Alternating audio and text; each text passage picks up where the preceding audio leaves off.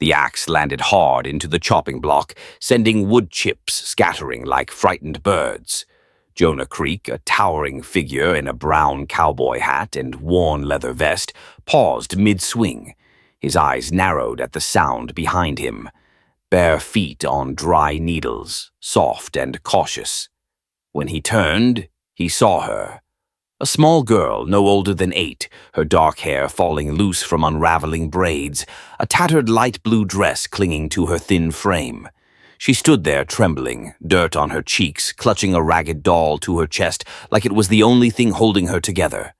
She didn't speak right away, just stared up at him with eyes too large for her face, too bright for someone who looked so tired. Then her voice came, barely louder than the breeze rustling through the pines. "My mama died today," she said. "Can I spend a day with you?" Jonah froze, the axe still gripped in his calloused hands. His first thought was no. No, because people meant noise, people meant questions. People meant losing whatever quiet he'd carved out for himself up here in the wild where judgment didn't follow and memories couldn't find him. But this wasn't just any person. She stood like someone trying not to fall apart. "One day," he said finally, his voice gravel and smoke. "No more." The relief in her face hit him like a hammer to the ribs. "My name's Ellie," she said quickly, as if afraid the moment might vanish. "Ellie Morrison." He didn't give his name back, just turned and walked toward the cabin, not bothering to check if she'd follow. He knew she would. She followed every step like a ghost chasing warmth. 3 days ago, Sarah Morrison had known death was coming. Not the fast kind with blood and violence and screaming, but the slow, creeping kind, the kind that took your strength first, then your breath, then your voice. Fever in the Montana summer was its own kind of ruthless. The last thing she said to her daughter was whispered under blankets soaked with sweat. "Be brave, Ellie. Find someone good, someone who'll keep you safe." "I promise, Mama," Ellie whispered, lying beside her on the narrow bed. "I'll find them." Sarah died before sunrise, her hand still resting on Ellie's. No tears came at first, just silence. The kind of silence that sinks into your bones and never lets go. When the traveling preacher came by 2 days later, he found Ellie sitting beside her mother's body, whispering stories as if it were just another bedtime. Her voice cracked, but her eyes were dry. He buried Sarah on the hill behind the cabin, under the big oak that she used to sit beneath, to watch the sun sink behind the ridgeline. "Child," he said gently, "you can't stay here alone. The town orphanage." "No," Ellie said, voice hardening into something that didn't belong in a child. "But," she said, "to find someone good, not a building, not a place. Someone." The preacher looked into her eyes and knew better than to argue. He left her with a blanket, a jar of peaches, and 6 silver coins. And Ellie walked. She walked until her feet bled through mountain trails barely wider than deer paths, clutching the doll her mother had once sewn from an old shirt and bits of yarn. She slept beneath trees, hid from howling coyotes, drank from cold creeks, and whispered the same words every night into the sky. "I promised, Mama. I promised I'd find them." Jonah Creek's cabin sat deep in the Gallatin Mountains, where no roads ran and no wagons dared. He hadn't spoken to another human being in 3 years, hadn't heard his name said aloud by anyone but himself in nearly 10. He lived by fire and rifle, garden and axe, the rhythm of weather and wood smoke. Solitude was his religion, silence his only company. Until today. Now there was a girl sitting at his rough-hewn table, small hands wrapped around a tin cup of hot water he'd grudgingly flavored with mint. She drank it with both hands like it was a feast. "What's your name?" she asked, watching him from across the table. He didn't look up from the blade he was sharpening. "Creek," she tilted her head. "That's not a first name." "It is for me." She didn't argue, just nodded like that made perfect sense. After a while, she said, "You got any chores I can help with?" "I'm not lazy. Mama taught me to work. I can gather eggs, weed, even chop a little wood." Jonah didn't answer right away. She didn't need to help. He didn't need her help.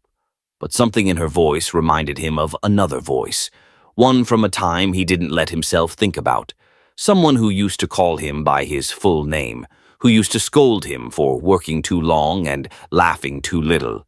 "You feed the chickens in the morning," he said finally. She smiled, and it nearly undid him. That night, he laid a wool blanket across the cot by the hearth. "Stay close to the fire," he said. "Gets cold even in summer." "Thank you, Mr. Creek," he grunted. As she curled up on the cot, Jonah retreated to his own room, more a nook than anything, where he stared at the ceiling beams and wondered what in the hell he'd just let happen. She was supposed to stay one night. Then she'd be gone, like all the rest. Just a shadow in the mountains, just a memory to pack away. But he couldn't stop seeing her mother in the tilt of her chin, couldn't forget the way her fingers trembled when she held the cup, even as her voice stayed steady. In the dim light of the fire, Ellie lay awake, fingers clutching the worn doll. She whispered, "I think he might be the one, Mama. I think I found him." And in the next room, Jonah stared at a picture frame long since turned face down and wondered what kind of man lets a child in after building his life so carefully alone. Something was stirring, something dangerous. Tomorrow, he told himself, she'll leave, and I'll forget. But deep in his chest, a voice whispered, "You won't," and he knew it was true. He didn't know yet that the girl sleeping by his fire would shatter everything he'd built with her tiny, stubborn hands, that she'd dig into the walls of his past and plant something green in the ashes. But he would. And the question that kept him awake as dawn crept in wasn't, "How do I get her to leave?"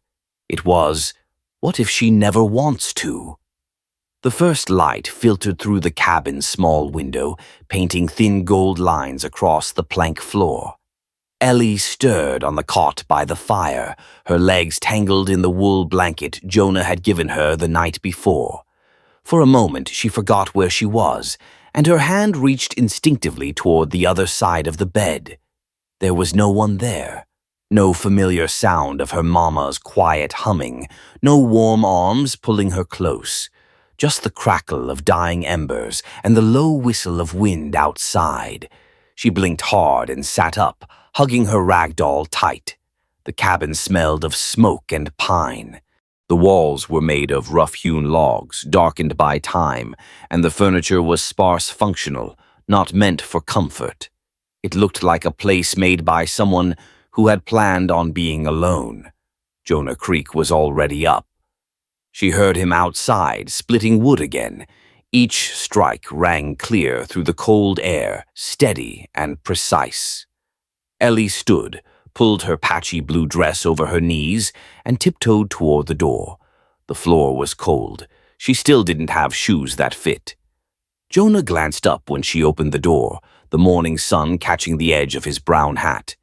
He didn't speak, just gave a small nod and returned to the work, the axe rising and falling, with a rhythm that seemed older than the man himself. "Morning," she said, wrapping her arms around herself. "Coffee's on the stove." "Won't taste good, but it's hot," he muttered, without looking. She nodded and turned back inside. She wasn't sure if she liked coffee, but it felt grown up. And something about doing grown-up things helped keep the grief from rushing back too fast. She poured a cup carefully into a dented tin mug, added water from the jug to cool it, and took a sip. It was awful, but she drank it anyway. When Jonah came in, the scent of sweat, leather, and wood followed him like a cloud. He shook the snow dust from his coat and hung it on the peg. "You eat?" he asked. "Not yet." He reached into the pantry and tossed her a small apple, slightly bruised but sweet. She bit into it with a nod of thanks. They sat in silence for a while, her at the table, him on the stool by the fire, cleaning a rifle with slow, practiced movements. She watched the way his massive hands moved, so precise for someone so big. "My mama used to do that," she said quietly. He didn't answer, but his eyes flicked up once. Kept her rifle clean as Sunday shoes. Said even a woman alone ought to be able to keep varmints and bad men in check. "That so?" "Yes, sir." Silence again, but not unfriendly. "She taught me lots of things," Ellie added. "How to make salve for burns out of pine sap and honey. How to keep herbs dry through winter. How to grow carrots in rocky soil." Jonah leaned back and looked at her properly. "You know how to do all that?" She nodded. She said it's better to know too much than not enough. He grunted in agreement, then stood. "Come on. If you're here for the day, you'll help earn your supper." She followed him out into the crisp morning, snow-dusted like powdered sugar on the garden rows. The mountains loomed around them, silent giants standing guard over the valley. The air smelled of earth, firewood, and something older like time itself had settled here and gone still. First, they gathered eggs from the chicken coop. She moved slowly, whispering to the hens like her mama had taught her, and Jonah watched from the fence, arms crossed. Birds don't usually take kindly to strangers. They listen if you speak gentle. Next, she helped pull wilted leaves from the winter squash, naming each one softly under her breath. Jonah didn't ask why. He showed her how to carry water from the creek, warned her where the trail got slick with moss. She listened carefully, her small feet cautious on the stones. "Water's colder here," she said. "Comes straight from the glacier." Mama would have loved it. They worked together all morning. She didn't slow down, didn't ask for rest, didn't complain. Jonah, for all his size and silence, found himself glancing her way more often than he liked to admit. After lunch, just bread and jerky, she mended a tear in one of his old shirts with needle and thread from her canvas sack. He watched her fingers move with calm confidence. "She teach you that, too?" Ellie nodded. "Said clothes don't grow on trees. You patch what you've got." He raised a brow. "Smart woman." "The smartest." She paused then, her face turning quiet. "I miss her," she said. Just like that. He didn't speak, didn't try to comfort, but she didn't expect him to. They sat for a long while by the garden, the only sound the faint creaking of tree limbs in the wind. Jonah broke the silence first. "You said she taught you healing." "Yes, sir." "You ever treat a fever?" Ellie nodded, eyes darkening. "I tried. I did everything she taught me. But the fever didn't listen. He didn't press further." She was grateful. As dusk began to settle in, they fed the animals, checked the traps, and set out salt near the barn wall. Ellie's body ached from the unfamiliar labor, but her heart was oddly still. This place wasn't soft, but it was strong, solid, like the man who built it. Inside, Jonah lit the lantern and stirred a pot of soup over the fire. Ellie added dried herbs from her pouch. "Mama said thyme helps with coughs," she said. He let her stir, and when the scent rose through the cabin, warm, earthy, calming, he said nothing, but his posture eased. After supper, Ellie sat on the cot, brushing her doll's tangled yarn hair with gentle fingers. Jonah stood by the fire, his profile etched in orange light, tall, quiet, unmoving like the mountains he'd chosen as his refuge. "Why'd you let me stay?" she asked. He didn't turn around. "I don't like strangers. Don't trust easy. I've built a life here meant for one. I know. You're not easy to ignore." She smiled at that. After a beat, he finally turned and looked at her, really looked. "You're just a little thing. Why'd you trust me?" Ellie thought for a moment, then said, "Because Mama said I'd know a good person when I saw one." That caught him off guard. His jaw worked once, then stopped. She lay down then, pulling the blanket over her shoulders, the firelight dancing across the walls. Jonah didn't speak again that night, but he didn't turn away either. He sat in the chair by the hearth long after she'd drifted off to sleep, staring into the flames like they held questions he'd been afraid to ask. Outside, the wind picked up. A whisper in the trees, a promise or a warning. And far off, too far to be clear, but close enough to make the skin prickle, a sound echoed down the canyon. Riders, not tonight, maybe not tomorrow, but something or someone was coming. And Jonah Creek, who hadn't cared about anything in 15 years, suddenly had someone to lose. The snow had melted around the edges of the creek by mid-morning, and Ellie was barefoot again, her feet stained with pine and mud. She'd taken to the rhythm of the place fast quicker than Jonah expected. She fed the chickens without being told, checked the traps he'd set the day before, and even swept the porch with a stubby broom so worn it looked like it came from another century. Jonah watched her sometimes from the tree line, pretending to tend his snares. She moved like she belonged here. It made him uneasy. He'd built this life out of silence and caution, but she filled the cabin with talk, with questions, with small hums while she worked. She laughed once when the goat sneezed and surprised itself. That laugh echoed longer than it should have, like the mountains themselves paused to listen. That afternoon, while Jonah was outside repairing the hinge on the barn door, Ellie wandered into the corner of the cabin she hadn't explored yet. A large cedar chest sat under the window, its surface faded by sun, edges scarred from years of moving and misuse. Something about the way it was pushed into the shadows made her curious. She knelt, fingers brushing the old latch, and hesitated. She didn't know why. Just felt like she was opening something more than just a box. Inside, everything smelled of old leather, gun oil, and ghosts. She found it tucked between a folded duster coat and a worn leather gun belt, an old silver pocket watch. Its chain snapped, the face cracked. The hands were frozen at 2:14. She held it gently in her small palm. It was heavy, too heavy for such a small thing.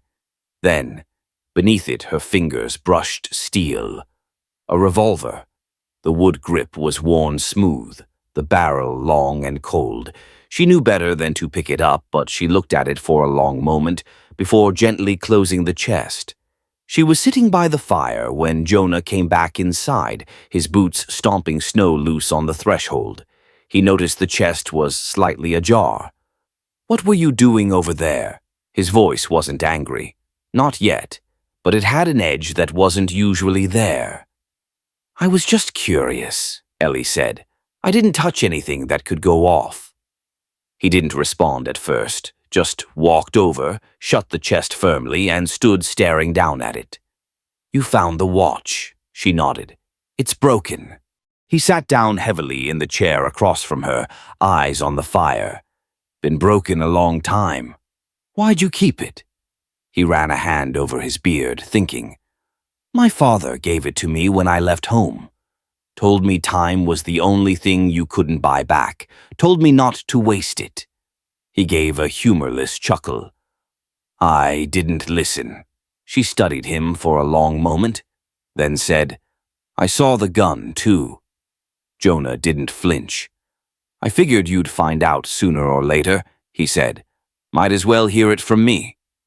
He leaned forward, elbows on his knees. "I wasn't always this." Out here, living like a ghost, Ellie didn't move, just waited. People used to call me Ghost Walker Creek. Not Jonah, not Mr. Creek, just that.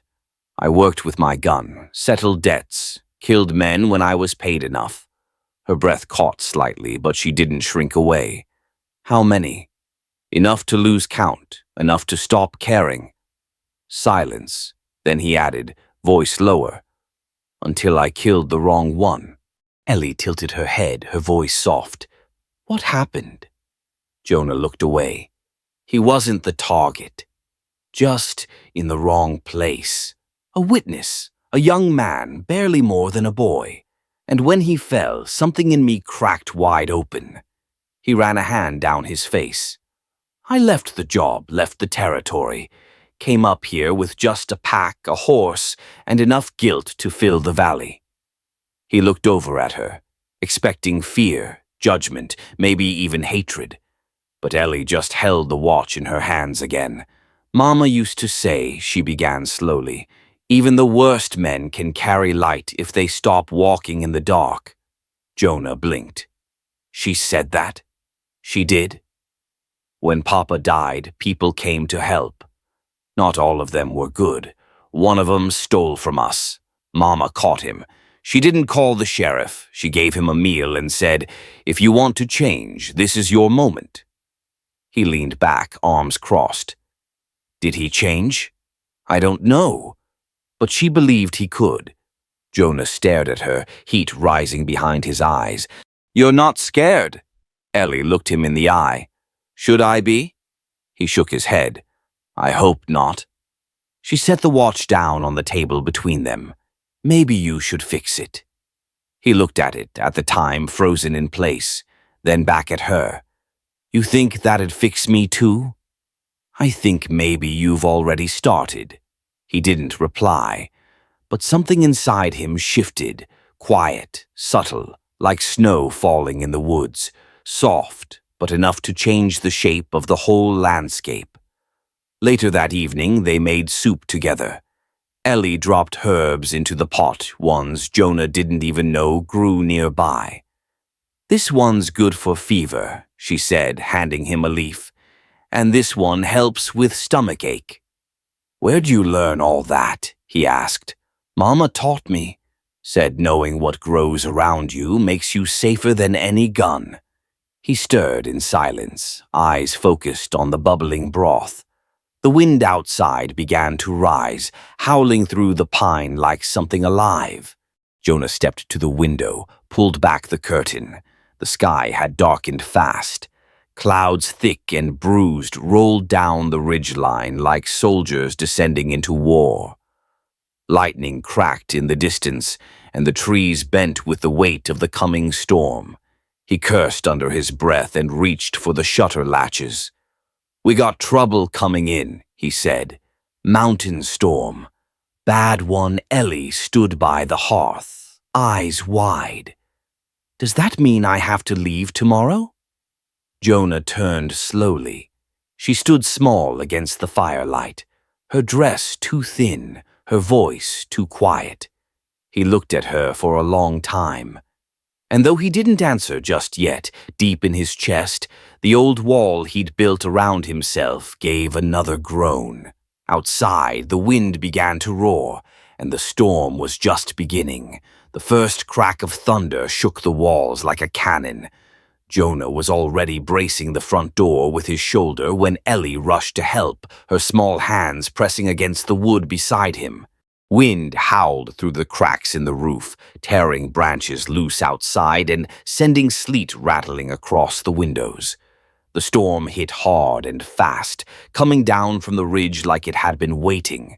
Rain poured sideways, drenching the porch, flooding the path, and turning the clearing around the cabin into a swamp of thick, sucking mud. By nightfall, they were sealed in like two souls stuck in a bottle, with only firelight and silence for company. The second day was worse. The chimney hissed with every gust, smoke curled inside, forcing them to crack the window just enough to breathe. Jonah's old knee twisted long ago in some job he never spoke of, flared up, and by mid-morning he was coughing again, the sound dry and rasping. Ellie pulled down one of the worn leather books from the shelf, her mother's field journal, the one with plant drawings and hand-written cures. She flipped to the section on lung tonic and began sorting through the pouches in the wooden crate by the stove. Mint. Wild onion root. Honey, if it hadn't turned to sugar. Jonah sat hunched by the fire, bundled in an old quilt, watching her work with that same quiet, cautious look he gave everything. You're sure that ain't poison? He asked, voice rough. Ellie didn't even glance up. If it is, you'll go peacefully." That earned a low grunt, almost a laugh. She brought over the warm cup, blew on it, and handed it to him like she'd done it 100 times before. "You're bossy for a little thing," he muttered, sipping. "I learned from the best," she said. Outside, the storm raged on. By the third day, they had begun to move like a team. Jonah mended the rafters while Ellie kept the stove hot. They reinforced the chicken coop together, their boots sinking ankle-deep into mud. At one point, a gust toppled the side fence, sending chickens squawking and feathers flying. Jonah grabbed the corner post while Ellie chased after a terrified hen that had gotten itself stuck upside down in a rain barrel. They both ended up soaked to the skin, sliding in muck, laughing breathlessly as they wrestled the last pullet out from under the porch. It was the first time Jonah had laughed in years, not just a smirk, a real chest-deep laugh that startled even him. Ellie stared at him afterward, grinning wide. "You should do that more." Jonah looked embarrassed, wiping rain from his eyes. "Do what?" "Laugh like you remember what it's like to be alive." He shook his head, still smiling. "I forgot how." She threw a handful of wet straw at his chest. "Then I'll have to remind you." That night, the storm began to ease. The wind died down and the rain softened to a steady whisper. They sat on the floor near the fire, Jonah propped up on an old wool pillow. Ellie curled in the corner of the bearskin rug with her book open in her lap. "You ever had to sleep outside in weather like this?" he asked. "Once," Ellie said, eyes still on the page. "Me and Mama got caught in a flood coming back from town. Had to take shelter in a burned-out mill. Roof was half gone. We stayed up all night holding hands and listening to the water rise." She sounds like she was a force. Ellie nodded. She could outshoot most men. Knew how to stitch up a wound and still bake a pie like it came from heaven. Jonah's expression grew soft. "She raised you out in the country." "We lived near Clay Fork." "Real far out. Only saw town once a month, maybe. Mama said folks had too many opinions and too little kindness." Jonah chuckled low. "Smart woman." Ellie turned the page, voice quiet now. "I miss her most when it rains." He nodded, not knowing what to say to that. For a long while, the only sound was the hiss of the hearth and the rain tapping like fingers on the roof. "Mr. Creek?" Ellie asked suddenly. He blinked out. "What?" She smiled shyly. "I don't think I ever called you that before." "Just felt right." He looked over at her, his weathered face unreadable. "I ain't been Mr. anything in a long time," he said finally. "Well, you are to me, Mr. Creek." Something warm stirred in his chest at that, like an old stove coming back to life. The next morning they ventured outside. The storm had torn branches from trees, scattered tools and buckets across the yard, and collapsed the far fence line. But the sky was clear, and the sun broke through in gold sheets across the valley. Jonah handed Ellie a hammer while he lifted the fence post back into place. "You're getting strong," he said as she braced the plank. She grinned. "You say that like it surprises you." He looked down at her, then away. "You surprise me in a lot of ways." She didn't answer, just kept hammering, focused and precise. By late afternoon, the cabin was whole again. The coop was standing. The firewood was restacked. And for the first time since Ellie had arrived, there was nothing urgent left to fix. They sat together on the porch steps, watching the sun drift behind the ridgeline. Jonah reached into his pocket, pulled out the broken pocket watch, and placed it in her hands. "You keep it," he said. "It stopped on the worst day of my life. Maybe you'll give it a better one." Ellie looked down at the silver face, still frozen at 2:14. "I can fix it," she said softly. "Just need some patience." They sat in silence for a while longer. Then Ellie turned to him, voice barely above a whisper. "What if I stayed? Just a little longer?" Jonah didn't answer right away, but inside the cabin the fire kept burning, steady and warm like something neither of them quite expected to find again. The first sign was the way the birds stopped singing. Jonah noticed it right as he was splitting wood near the cabin. The forest went still, unnaturally so. The breeze, which had been carrying the last scent of wet pine from the storm, turned sharp and cold. Then came the crunch of hooves on gravel. 3 riders. They emerged from the tree line like shadows from an old nightmare. Wide-brimmed hats, low. Dusty coats stiff with trail grime. All 3 were armed. Jonah's eyes narrowed, heart kicking hard in his chest. He didn't move, just leaned on his axe, letting the silence stretch. The man in front grinned. A gold tooth caught the sunlight. "Well, I'll be damned." Ghost Walker. Creek still breathing, Jonah said nothing. Not yet. His voice hadn't been that man's to hear in 15 years. The second rider, younger and leaner, spit to the side. "Thought you'd be holed up in some cave, not living like some farmer with chickens and a porch swing." The third didn't speak at all, just sat his horse like a statue, one hand resting lazily near the butt of his pistol. Inside the cabin, Ellie peeked out the back window. She saw the men, the way they sat crooked in their saddles, the way Jonah's shoulders tensed, not with fear but with recognition. "Ellie," Jonah said quietly without turning his head, "go downstairs." "But now," she didn't argue. "Not this time." Down into the root cellar she went, carrying the old pocket watch and a knife she barely knew how to hold. The cellar was damp and cold, but quiet. Above, the floorboards groaned under Jonah's slow, steady boots. He met the men on the porch. "You got business here?" Jonah asked. "Same as always," said Gold Tooth. "A debt owed." "I paid my debt." "Not to us," the second man said. "You walked away, Creek. Left the job unfinished. And when that bounty went up on your head, well, we figured we'd collect." Jonah's jaw tightened. "You came all this way to die then." That made the second man laugh. "You got soft. Living with chickens, hanging laundry. Heard you even took in a kid."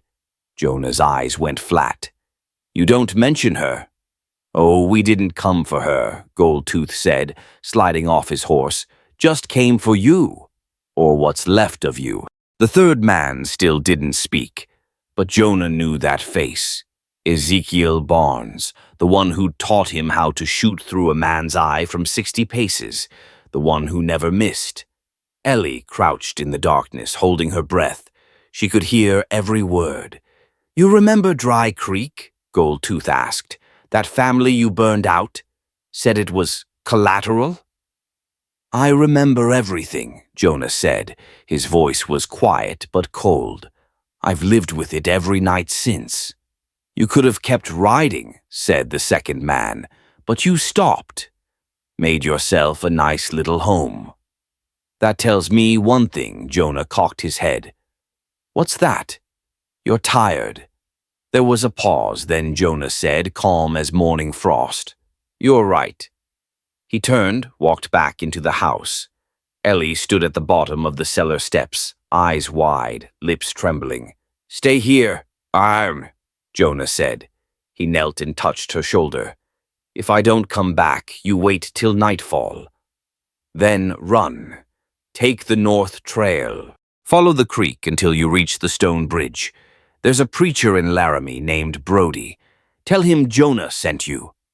Ellie grabbed his sleeve. "No, don't go out there. We can hide. Please." "I hid for 15 years, Jonah said. "They brought the past to my front door. I ain't running anymore." He walked to the gun rack, not the old shotgun he used for coyotes or hunting. The rifle at the very top, wrapped in oilcloth, untouched since the day he buried the name Ghost Walker Creek. He unwrapped it, loaded it slow and precise. His hands didn't shake. The wind howled outside again, like it had something to say. Jonah stood tall for the first time in years. He walked to the door, and for the first time since he laid down his gun, he stepped out not as a man trying to forget, but as the ghost they thought they could bury. The boards creaked behind him as he crossed the porch, rifle in hand, coat snapping in the wind. Inside the cellar, Ellie clutched the pocket watch to her chest. Upstairs, Jonah's boots struck the floor in steady rhythm. Outside, the three men waited. The past had come calling, and Jonah Creek was ready to answer. The morning light was gray and cold, the kind of stillness that warned of violence. Jonah stood on the porch, rifle in hand, heart beating slow and steady. The three men stood apart, forming a triangle around the cabin yard. Their horses pawed at the dirt, restless. The scent of wet bean still clung to the air. Goldtooth was the first to move. "You really want to die out here, Creek?" Just for a stray kid, Jonah stepped down off the porch, slow. "I'm not the one who's gonna die." The second man drew first. The shot cracked the stillness. Jonah dropped to a crouch, rolled left, and returned fire. The blast from his rifle slammed into the second man's shoulder, sending him spinning off his horse. Before his body hit the ground, Jonah was already moving. Goldtooth cursed, pulled his revolver, and fired twice. One bullet clipped the edge of the porch post behind Jonah. The other went wide. The third man, Ezekiel Barnes, hadn't moved yet. He was watching, calculating, waiting for an opening. Always the tactician. Always the cold one. Jonah ducked behind the rain barrel, breathing hard. The rifle's barrel was hot against his palm. Inside the root cellar, Ellie sat frozen until she remembered. The tunnel. It was barely more than a narrow crawl space dug years ago, back when Jonah thought he might one day need a way out. Ellie had seen it once when helping move firewood. Now her fingers trembled as she pushed aside the crates and opened the trapdoor. She crawled through mud and roots and darkness, the weight of fear pressing on her chest. But in her hand was Jonah's spare pistol, small, heavy, and cold. She didn't know if she'd ever fire it, only that she had to try. Above, bullets cracked again. Jonah surged from cover, fired at Goldtooth, and missed by inches. In return, the outlaw's bullet tore a gash across Jonah's arm. He bit down hard, blood soaking his sleeve, but didn't stop. Barnes moved now, fast and lethal. He flanked Jonah on the right, cutting off his escape. "You were always the best, Creek," he called. "But your time's up." Jonah turned, raised his rifle, but Barnes was already aiming. Then a voice cut through the chaos. "Drop it!" Barnes froze. Standing behind him, pistol raised in both hands, was Ellie. Her face was pale, but her grip didn't shake. Barnes turned his head barely, eyes narrowing. "You think you can shoot me, girl?" "I don't think. I know," she was bluffing. She had no idea if the safety was off or if the gun would even fire, but she didn't blink. Jonah saw his opening. One sharp shot clean, fast, and Barnes dropped. Goldtooth turned, roaring in anger, and ran toward Ellie. But he was too slow. Jonah's final shot punched through his chest, ending it. Silence fell, just the wind and the buzz of flies. Ellie lowered the pistol, her arms finally trembling. She didn't drop it. Not until Jonah ran to her, took it from her gently. "You all right?" he asked, kneeling before her.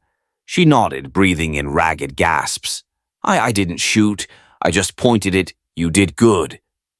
Jonah cupped her face with his good hand. Real good.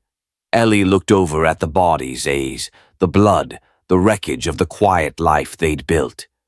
"They wanted to kill you." Jonah stood slowly, shoulder bleeding, breath shallow.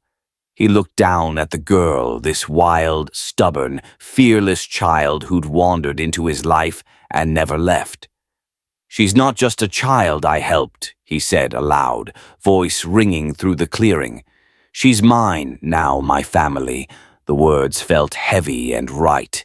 Later, after they dragged the bodies out back and Jonah stitched his arm, they sat by the fire.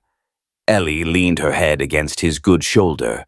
Her cheeks were dirty and her braid had come loose in the fight, but her eyes were steady. "Are you going to send me away now?" she whispered. Jonah didn't answer right away. His fingers gently brushed her hair from her forehead. The fire crackled, and in that long pause, the world seemed to hold its breath. The earth was still soft from the storm as Jonah dug 3 shallow graves behind the barn. He worked in silence, sleeves rolled up, his stitches tugging with every motion. The shovel struck root, stone, stubborn clay. Each time it hit, a piece of his past echoed back at him. He had buried men before, enemies, friends, brothers by blood and brothers by sin. But these three were a reckoning. Ellie stood off to the side, holding a small wooden cross she had carved from kindling. She didn't ask questions, didn't look away, just waited until the last mound of dirt was packed down, then stepped forward and planted the cross into the middle grave. Jonah looked at her. Her hair was still tangled, her hands scraped from the crawl space and the cold metal of the pistol. But she stood tall. "Why'd you bury them?" she finally asked. "Because I've left enough dead men out for the buzzards," he said quietly.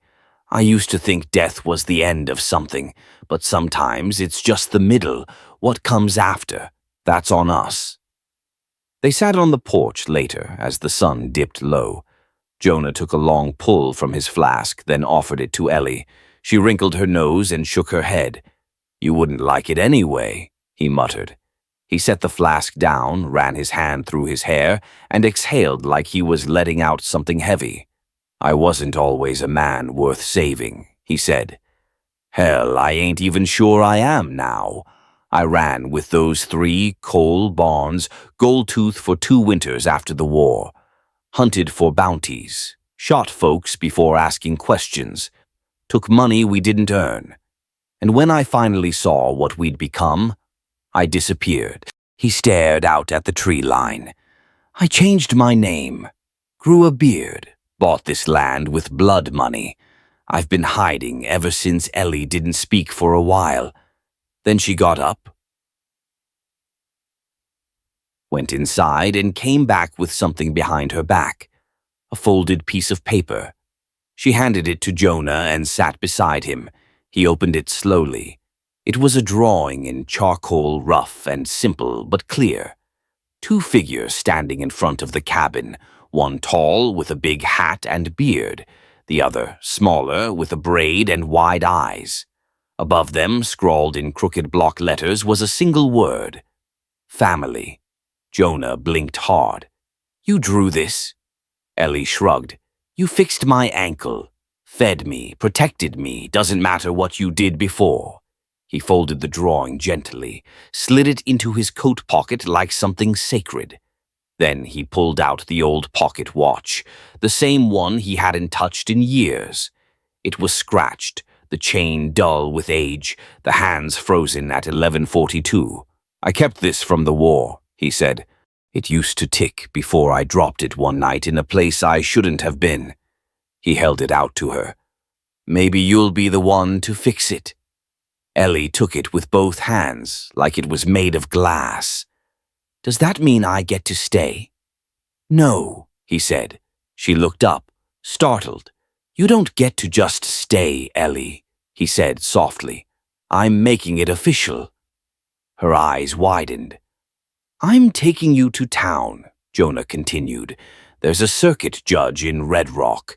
We'll sign papers. I'll put your name on my deed, my name on your school records. You'll have a last name, and it'll be mine." She didn't cry, not exactly, but her breath hitched, and she leaned into him, forehead against his ribs. "You mean it?" "I ain't never meant anything more." The next morning, they packed a saddlebag with jerky, biscuits, and the drawing. Jonah saddled up Daisy, his old mare, and helped Ellie climb up front. He swung into the saddle behind her. "You nervous?" he asked. She nodded. "Me too," he said, and gave Daisy a soft kick. As they rode out toward Red Rock, dust trailing behind them, the morning sun broke across the horizon like a promise. What neither of them saw far off, beyond the ridge, was the black stagecoach waiting by the edge of the road, and inside it sat a woman with hair like crow's wings and a document in her gloved hand. She was here for Ellie, and she was not alone. The town of Red Rock wasn't much more than two dusty streets, a saloon that leaned slightly left, a general store with windows full of moths, and a courthouse that looked more like an oversized chicken coop with ambition.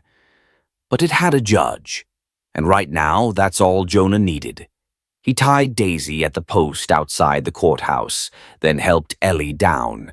She adjusted the too big dress they'd borrowed from a neighbor blue with faded white lace and held his hand tightly as they stepped up the wooden steps. Inside, the air was stale with heat and suspicion. Already seated on the front bench was Mrs. Adeline Booker, president of the Red Rock Church Society and self-proclaimed moral compass of the territory. She wore a black hat like a crow preparing for war. Beside her were two other women, Mrs. Finch and Mrs. Dalrymple, dressed in mourning even though no one had died. Not yet. Behind them stood the sheriff, arms folded, eyes narrowed. A few townsfolk filtered in, drawn by whispers and the promise of scandal. Judge Horace Temple sat at the bench, stiff-backed and clean-shaven, his robes pressed with military precision. His face was unreadable, carved from granite. "State your business," he said, barely looking up from the paper in front of him. Jonah nodded respectfully. "I've come to petition guardianship of Eleanor Morrison. I'm requesting legal adoption." Gasps rippled through the room. Mrs. Booker's mouth pinched like a lemon. "You," she snapped, "a man with a bounty on his head? A man who lived in sin outside of this town for years?" "Ma'am," Jonah said, calm, "I'm not asking for your blessing. You're asking for the law to hand over a child to someone who's lived like an outlaw." Jonah didn't blink. "I was an outlaw." Past tense, Judge Temple finally looked up. "Is it true? You're Jonah Creek?" "Yes, sir." "You understand there's a record with your name on it stretching back 15 years? "I do. And I've brought what I can to explain why that record stopped." He reached into his satchel and pulled out a bundle of documents, witness statements, and a notarized letter from a former U.S. Marshal confirming Jonah's withdrawal from the bounty circuit. He also laid out the revolver taken from the bodies of the 3 men who had attacked him, each with carved initials tying them to old crimes. "These men came to kill me. I buried them and reported it to the sheriff. Sheriff Darby over in Dry Gulch signed off on the incident." Temple reviewed the documents in silence. Ellie stood behind Jonah, small hands clenched around the pocket watch chain. Mrs. Booker stood, her voice sharp. "She needs a home with proper ladies. Women of standing, not some grizzled man with a checkered past and a gun on his hip." A voice cracked from the back. "That child don't need your standing, Adeline. She needs someone who stood up for her." Everyone turned. Reverend Amos Hale stepped forward, leaning on his cane, his eyes watery but focused. He removed his hat slowly with reverence. "I knew her mother," he said, "before the fever took her. That girl stayed behind after the burial. She wouldn't leave her mama's side. And when Jonah Creek found her, she was alone, bruised, half-starved. He took her in, fed her, fought for her, and now he's here, asking for what's right." The room went still. Even Mrs. Booker sat down. Judge Temple leaned back, fingers steepled. Miss Eleanor, he said, looking to Ellie. Do you want to stay with this man? Ellie stepped forward, voice trembling but sure. He's not just a man. He's my papa. Temple nodded slowly. Well then. He pulled a document from his drawer, scribbled his signature, and looked them both in the eye.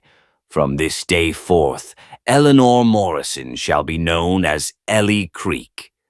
Let the record show she has a home, a name, and a father Jonah didn't speak. He only reached for Ellie's hand and held it tight. The townsfolk began to murmur, but neither Jonah nor Ellie heard them. In that moment, the weight of blood and guilt and silence lifted.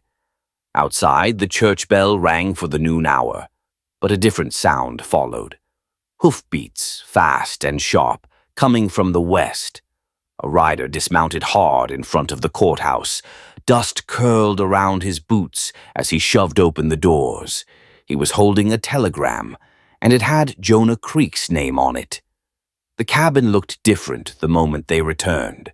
Maybe it was the sky bluer than usual, with soft white clouds drifting like cotton in no hurry. Maybe it was the air warmer, somehow safer.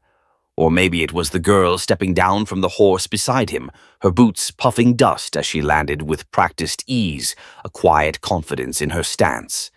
Jonah untied the saddle and gave Daisy a good rub between the ears before leading her to the water trough. Ellie had already run ahead to the porch, pausing there, gazing up at the small cabin that had once seemed to loom like a stranger. Now it looked like it had always waited for her. She turned toward him.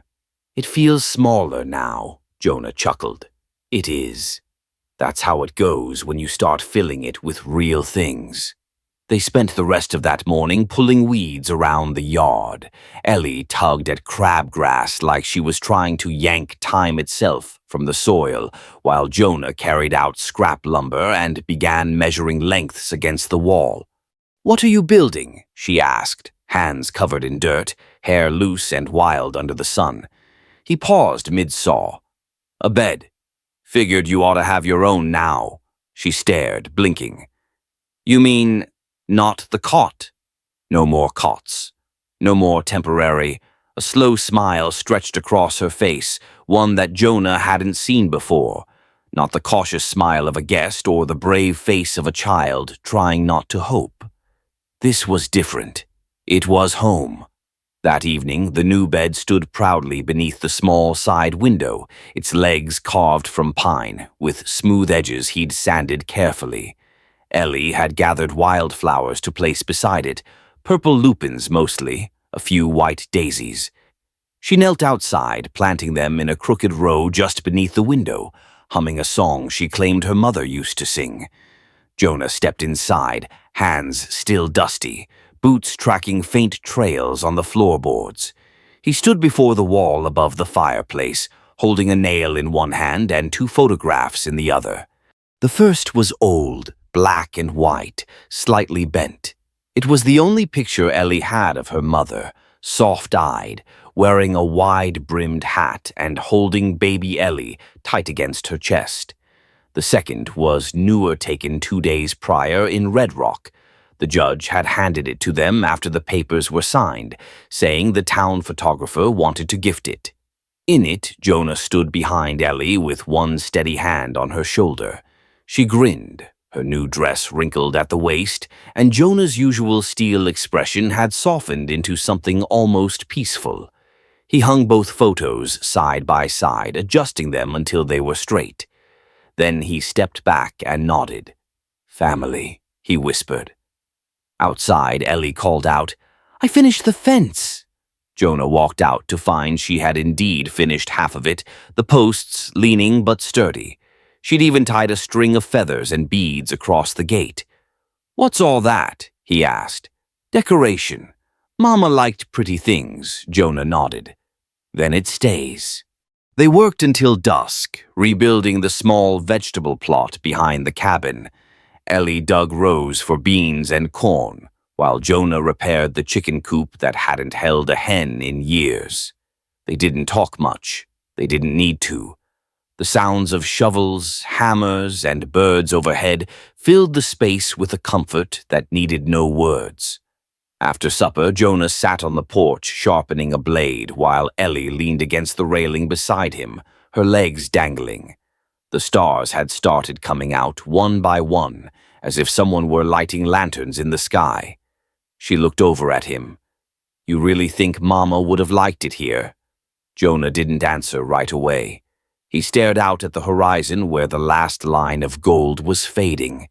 "I think she'd be proud of you," he said, "and I think she'd be all right with you being here." With me, Ellie nodded and rested her head against his shoulder. It was quiet for a while. Just the chirping of crickets, the sigh of wind through lupins, and the steady rhythm of a new life settling into place. Then she whispered, almost too soft to catch, "Can I still stay forever?" Jonah turned to her, a slow grin rising beneath the shadow of his beard.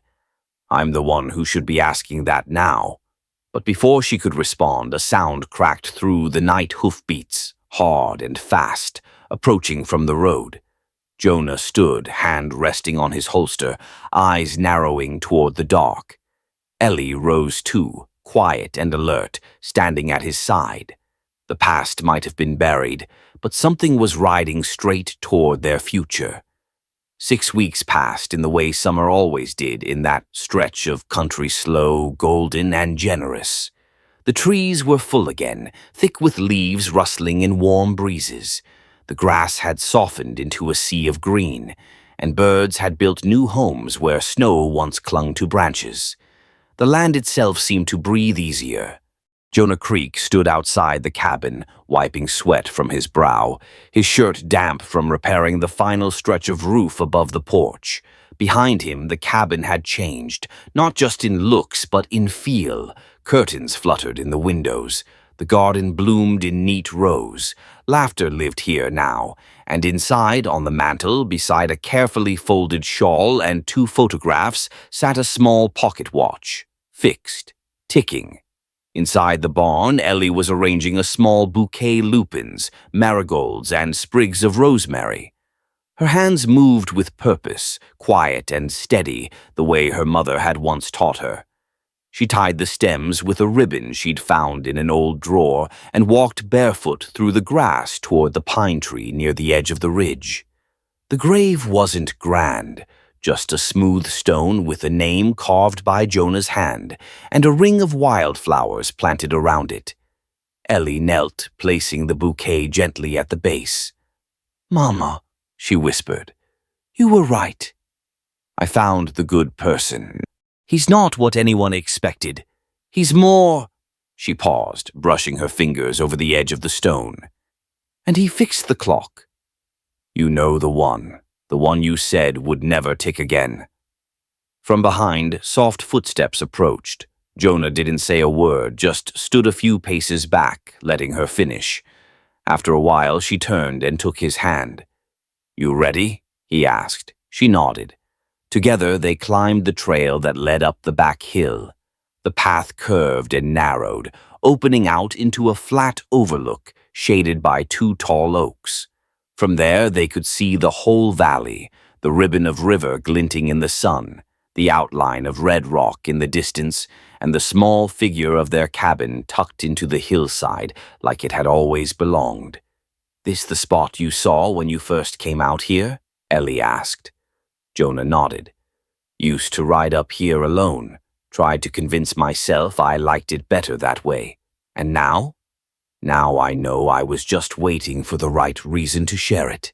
They stood there for a long time, side by side, the breeze tugging lightly at Ellie's hair and Jonah's worn shirt.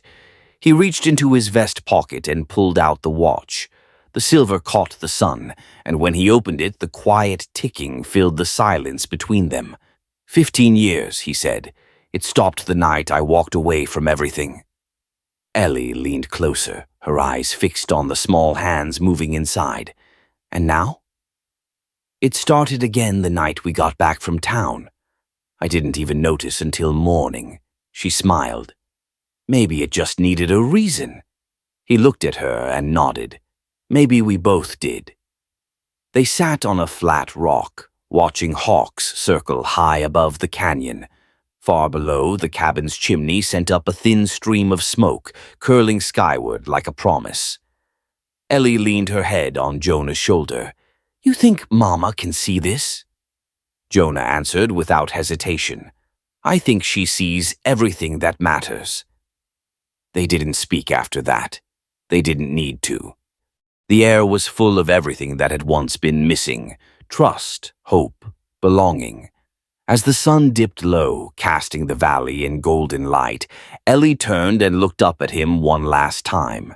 "Can we stay up here forever?"